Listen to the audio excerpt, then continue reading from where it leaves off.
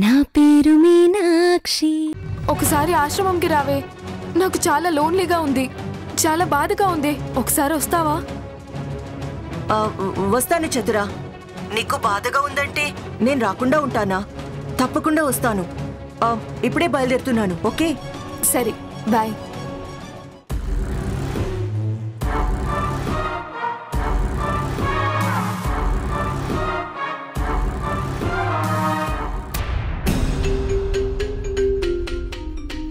Mister Harshit చంద్ర, హర్షిత్ చంద్ర,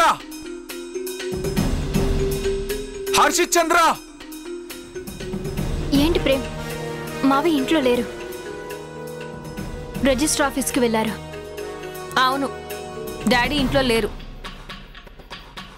రేపు నాకు శాండీకి register ఆఫీస్లో 11:40కి పెళ్ళి. దానికి కావాల్సిన ఫార్మాలిటీస్ చూడడానికి వెళ్ళారు. ఏంటి ప్రేమ్, షాక్ అయ్యావా? కన్ఫ్యూజ్ అవుతున్నావు కదూ? నా పెళ్లి చూపులు చెడగొడుతూ శాండీని పెళ్లి చేసుకుంటానంటుందేంటి అనుకుంటున్నావా? నీ పెళ్లి చూపులు చెడగొడుతుంటే నిన్ను పెళ్లి చేసుకుంటాను అనుకున్నావా? నెవర్. నువ్వనుకున్నది ఏది నిజం కాదు.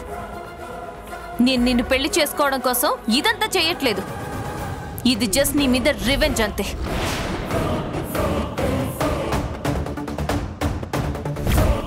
ఏంటి, మళ్ళీ షాక్ అయ్యావా? అవును, నేను చెప్పింది నిజమే.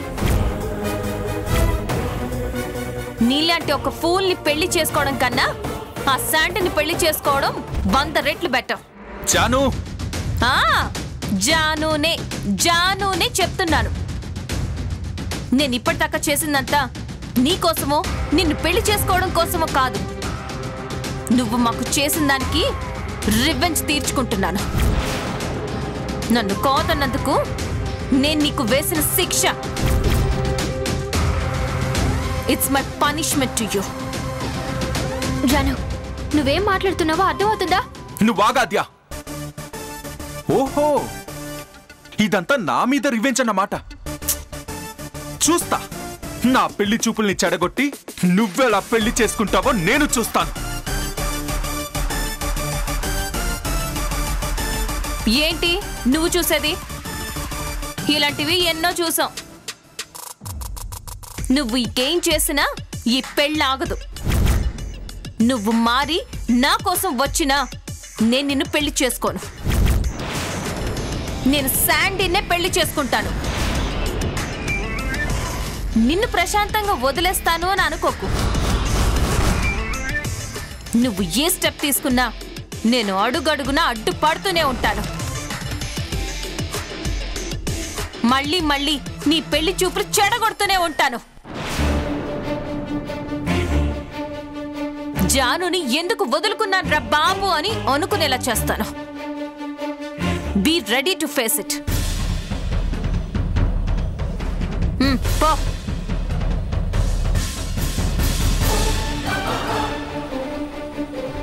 ఆద్య, ప్రేమ్ని చూస్తుంటే నీకేమనిపిస్తుంది? ప్రేమ ఆవేశాన్ని చూస్తుంటే రేపు మీ పెళ్లిని చెడగొడతాడేమో అనిపిస్తుంది. పక్కాగా ఆపుతాడు.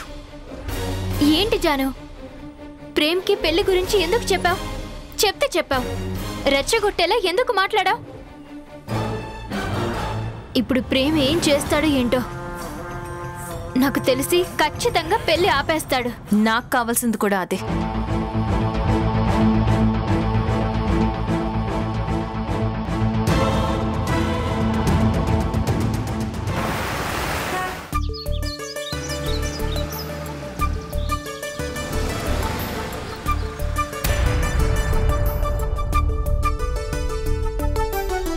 ఛత్ర కోసం పువ్వులు తీసుకెళ్దాం. కొత్తగా పెళ్ళయింది పాపం. పెళ్ళైన దగ్గర నుంచి ఆశ్రమంలో ఏదో ఒక సమస్య వల్ల ఛత్ర అప్సెట్ అయి ఉంటుంది. కనీసం ఈ పువ్వులైనా తీసుకెళ్దాం.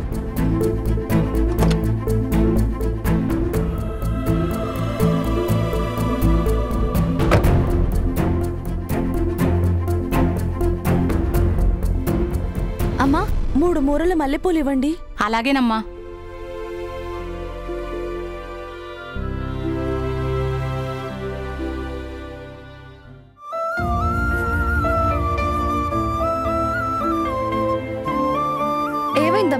తొందరగా ఇవ్వు, నేను వెళ్ళాలి. అదేంటమ్మా పువ్వులు ఇవ్వకుండా పక్కన పెట్టేశావేంటి? వద్దమ్మా, ఇప్పుడు నువ్వు పూలు తీసుకోవడం, మీ చేతితో వేరే వాళ్ళకి ఇవ్వడం అంత మంచిది కాదమ్మా. ఏం మాట్లాడుతున్నావమ్మా? పువ్వులు ఇమ్మంటే ఏదేదో చెప్తున్నావేంటి? ఎందుకలా మాట్లాడుతున్నావు? లేదమ్మా, నేను ఏదేదో చెప్పట్లేదు. నా అనుభవంతోనే నేను ఇలా చెప్తున్నాను. నీకు అమ్మోరొచ్చే సూచనలు కనిపిస్తున్నాయమ్మా. ఏం చెప్తున్నావమ్మా? నాకు అమ్మవారు పోయటం ఏంటి? నిజం తల్లి, నీలో ఆ లక్షణాలు స్పష్టంగా కనిపిస్తున్నాయి. కళ్ళు పచ్చగా ఉన్నాయి, ఒళ్ళు వేడిగా ఉన్నట్టుందా తల్లి? ఒకసారి చూడు.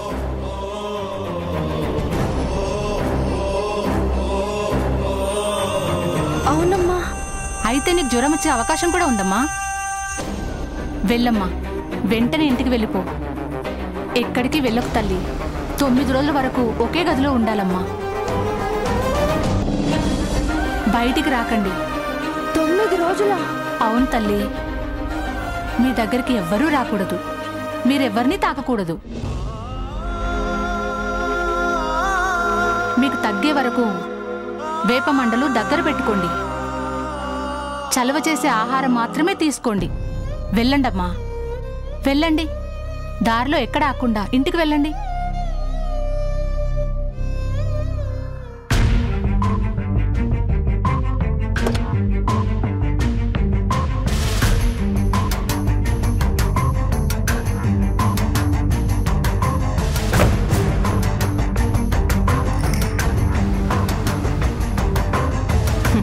పాపం మీనాక్షి, ఆవిడ చెప్పినట్టు నీకేదో హెల్త్ ప్రాబ్లం వచ్చేలా ఉంది. ఈ సిచ్యుయేషన్ని నేను ఎలా అయినా యూజ్ చేసుకోవాలి.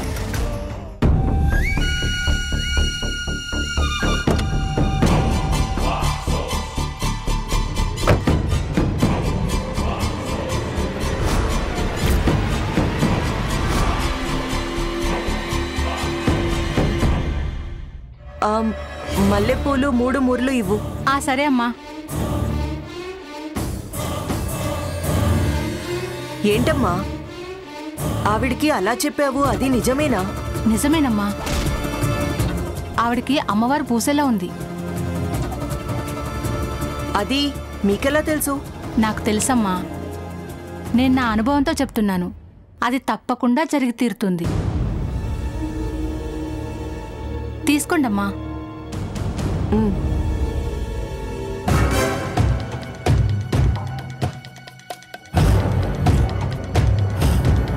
మీనాక్షి, ఇప్పుడు ఈ సిచ్యుయేషన్ని క్యాష్ చేసుకుని ఆశ్రమంలో చిచ్చు పెడతాను. నువ్వు కూడా ఆపలేవు. ఇక చూసుకో, ఆశ్రమంలో రచ్చ రచ్చే.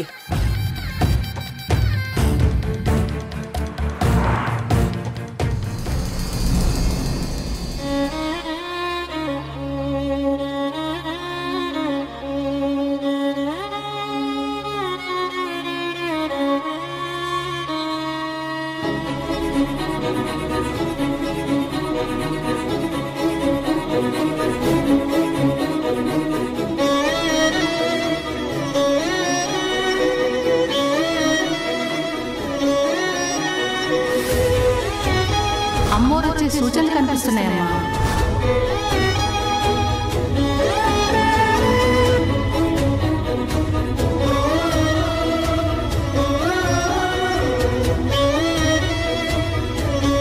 తొమ్మిది రోజుల వరకు ఒకే గదిలో ఉండాలమ్మా.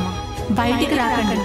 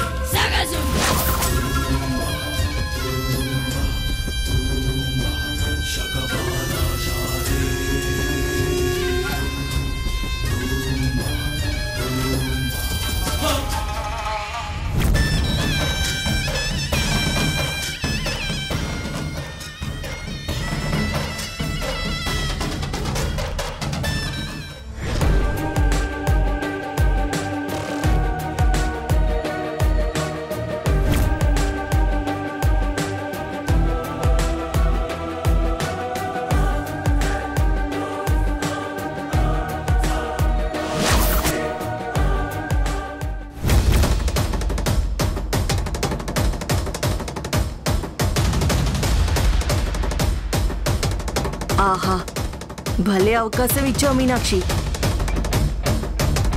వదులుకోను, ఈ అవకాశాన్ని వదులుకోను. ఆశ్రమాన్ని రణరంగంగా మారుస్తాను.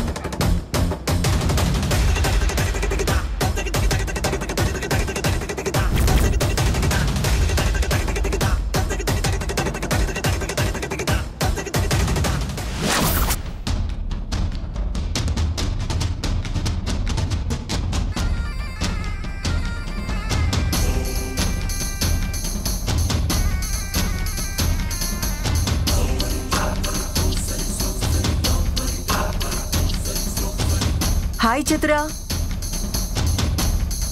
దీపు వచ్చావా? ఏంటి, ఏమైంది? ఫోన్లో ఎందుకంత కంగారుగా మాట్లాడావు? నా బాధలు నీకు కొత్తగా చెప్పేదేముంది? నా బర్త్డే కరెక్ట్గా ఉంటే అసలు ఇన్ని సమస్యలు ఎందుకు వస్తాయి? ప్రతిసారి నీకు ఫోన్ చేయాల్సిన అవసరం ఏమొస్తుంది? కమాన్ చిత్ర, అసలు ఏం జరిగిందో చెప్పు.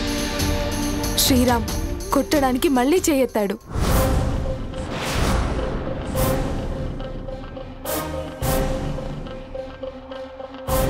చతుర చేసింది తప్పైతే ప్రేమ చేసింది కూడా తప్పే కదా.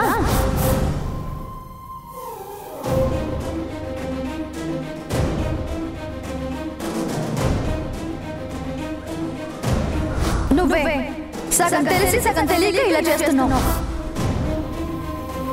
నేను చేసే ప్రతిదీ శ్రీరామ్కి తప్పులా కనిపిస్తుంది. ప్రతిసారి నా మీద కోప్పడ్డం, అదే టైంకి ఆవిడొచ్చి పెద్ద మనిషిలా పెద్దరికం చేస్తుంది ఆవిడ. బా వదిలే చతురా. ఎలా వదిలేమంటావే? మనసులో అవే ఆలోచనలు ఎలా వదిలేమంటావు? చతురా, నా మాట విను. జరిగిందంతా మర్చిపో. ఇదిగో ఈ పూలు తీసుకో. ఒక పక్క మేము గొడవలు పడుతున్నామంటే ఈ పువ్వులు తీసుకొచ్చావేంటి? నువ్వు నాకు ఫోన్ చేసి అర్జెంటుగా రమ్మన్నప్పుడే నేను సిచ్యువేషన్ గెస్ చేశాను. ఏదో గొడవ జరిగే ఉంటుందనుకున్నాను. మీ కాపురంలో కంటిన్యూస్గా ఇలా ప్రాబ్లమ్స్ వస్తున్నాయని నేను చాలా ఫీల్ అయ్యాను. అందుకే ఏదో ఒక పరిష్కారం కనుక్కుందామని పంతులు గారికి ఫోన్ చేశాను. విషయం మొత్తం చెప్పాను. నీకు శ్రీరామ్కి ఫస్ట్ నైట్ జరగలేదు కాబట్టే ఈ గొడవలన్నీ వస్తున్నాయంట. అదే ఈ సమస్యలన్నింటికీ కారణమంట.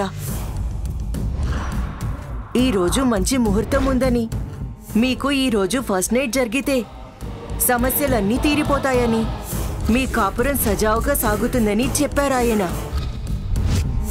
అందుకే ఈ పూలు తీసుకొచ్చాను. శ్రీరామ్ ఎక్కడా? ఆయన బయటికి కూర్చున్నట్టున్నారు.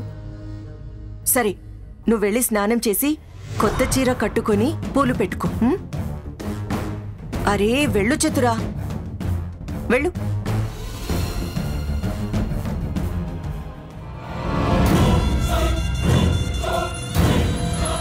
మొత్తానికి నేను అనుకున్నది వర్కౌట్ అయింది.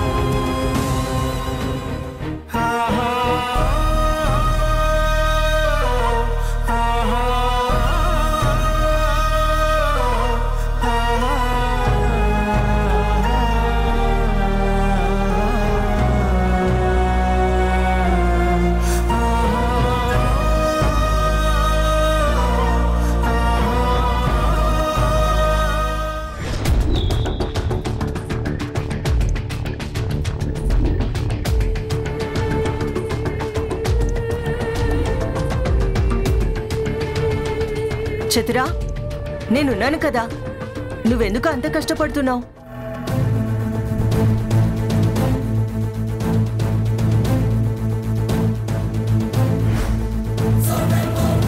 వావ్, సూపర్గా ఉన్నావు చతురా, సో గార్జియస్. నిన్నిలా చూస్తే శ్రీరామ్ డెఫినెట్గా ఫ్లాట్ అయిపోయి నీ ఒళ్ళో వాలిపోతాడు. వెళ్ళు. ఈ గొడవల వల్ల శ్రీరామ్ డిస్టర్బ్ అయ్యి బయట కూర్చున్నాడు. వెళ్ళి కూల్ చేసి మల్లెపూల మత్తు చూపించి లోపలికి తీసుకురా. నేను ఈలోగా ఇక్కడంతా రెడీ చేస్తాను. పద రా.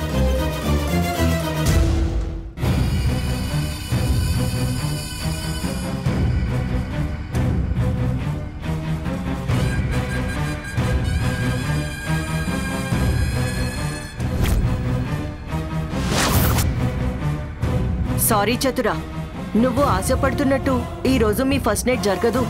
మీ ఇద్దరి మధ్య అగ్గి రాజేసి వదిలేస్తా.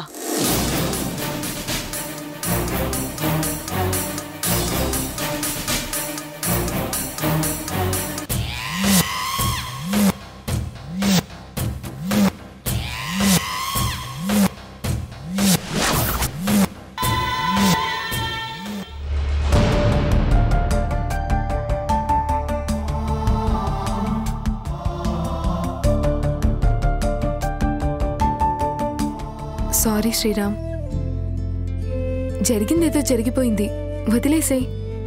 కొత్త సంసారం కదా, చిన్న చిన్న కలహాలు గొడవలు సర్వసాధారణం.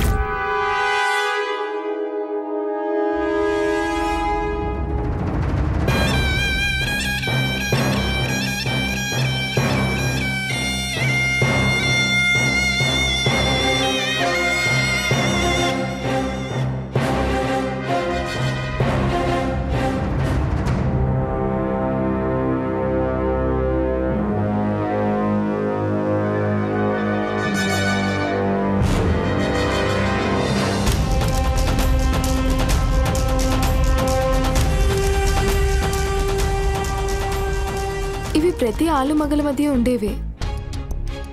ఒక్కోసారి నేను పొరపాటు చేసి ఉండొచ్చు, ఒక్కోసారి నీ వల్ల తప్పు జరుగుండొచ్చు.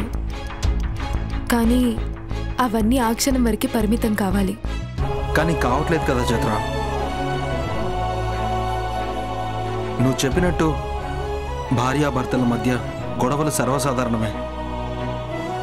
కానీ ఒకే విషయం గురించి పదే పదే గొడవలు వస్తుంటే ఏమనుకోవాలి? చెప్పిన మాట వినకుండా, అర్థం చేసుకోకుండా నీ ఇష్టం వచ్చినట్టు ప్రవర్తిస్తుంటే ఏమనుకోవాలి? శ్రీరామ్, సారీ చెప్పాను కదా, జరిగిన దాని గురించి వదిలేసేమన్నాను కదా.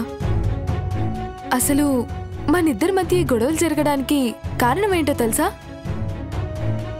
మనకి ఫస్ట్ నైట్ జరగకపోవడం వల్లే ఈ గొడవలన్నీ వస్తున్నాయి శ్రీరామ్. అవును శ్రీరామ్, ఈరోజు మంచి ముహూర్తం ఉందంట. ఈరోజు జరగాల్సిన కార్యం జరిగితే మన కాపురం హ్యాపీగా ఉంటుందని పంతులు గారు చెప్పారు. ఒకవేళ ఫ్యూచర్లో ఏమైనా గొడవలు వచ్చినా ఈ ముహూర్త బలం వల్ల ఆ గొడవలు అప్పటికప్పుడే సమసిపోతాయంట. రా శ్రీరామ్, వెళ్దాం.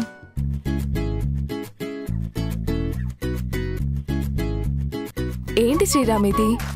మనకి పెళ్ళి ఇన్ని రోజులవుతుంది, ఇన్ని రోజులు గొడవలు తప్ప ఏ ముద్దు ముచ్చటా లేదు. ఇప్పుడు కూడా నేను పట్టుపట్టి పిలుస్తుంటే నువ్వు సైలెంట్ గా ఉంటావేంటి? ఇదిగో నీకోసమే కొత్త చీర కట్టుకొని మల్లెపూలు పెట్టుకున్నాను. పద శ్రీరామ్, వెళ్దాం రా.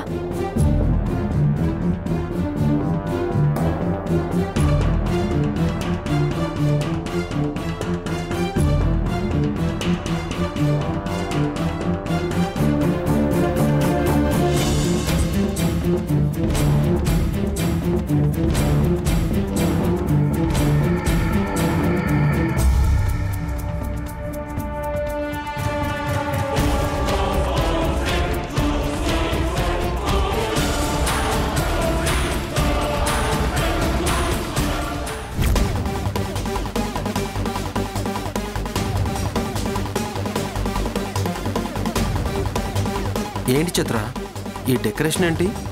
ఈ పర్ఫ్యూమ్ స్మెల్ ఏంటి? అబ్బాయి గారిని మూడ్లోకి తీసుకురావాలంటే మాటలు ఒకటే సరిపోవు కదా, అందుకే ఇదంతా.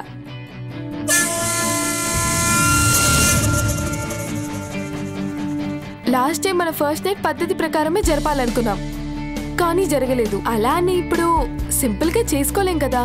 అలాంటి కార్యాలు ఎప్పుడు చేసుకున్నా పద్ధతి ప్రకారం చేయాలి, అప్పుడే ఆ ఫీల్ ఉంటుంది.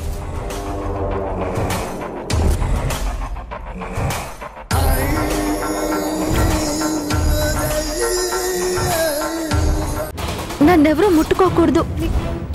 గౌతమికి ఫోన్ చేయి, తనకి ఈ విషయం చెప్తే తనే చూసుకుంటుంది. గౌతమి గారు ఉదయం వస్తానన్నారుగా, అప్పటి వరకు మీనాక్షి మేడంకి తోడుగా నేనుంటాను.